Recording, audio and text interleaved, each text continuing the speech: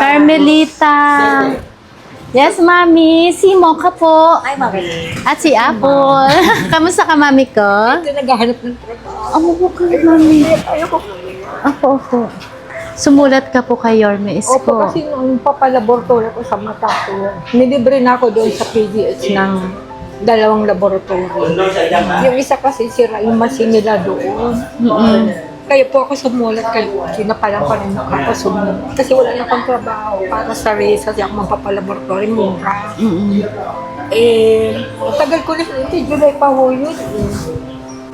Pinapagalit.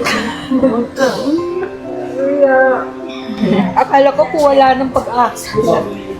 Pero ito po, tumawag po kami para iabot po yung tulong ni Yorme Isko sa inyo. Response sa sulat po ni Thank you po. Yorme. Yeah! Ayan. No worries po. Okay lang, Mami.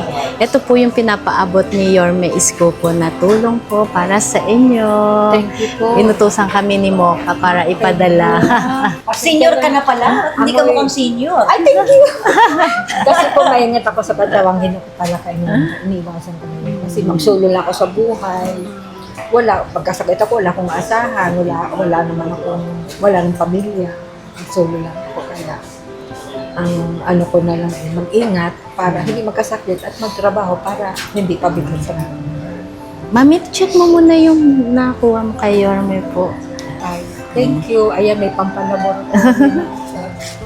Sabi nila, salamat.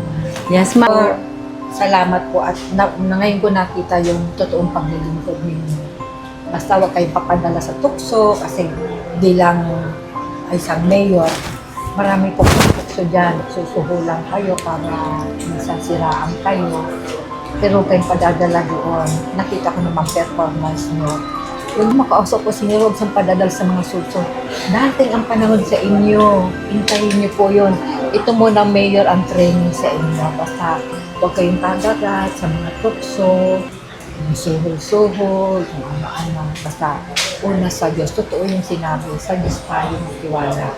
Siya nagbibigay ng wisdom, guidance para mapamahalaan ang Maynila ng maayos. At mag-send ang Maynila ulit sa karating mga lungsod at maging example kayo para mawala niyo yung kurang sa ating mga bansa. Salamat po na maraming good luck po and God bless. Mula sa puso ang kanyang mensahe kay Yorme. Kasi yun ang pangarap ko sabi ko, gusto ko makausap si Mayor. Bakit kasi nagpadala Ayan, ito yung po ang patanggal paraan. niya? Oo, kaya sabi ko,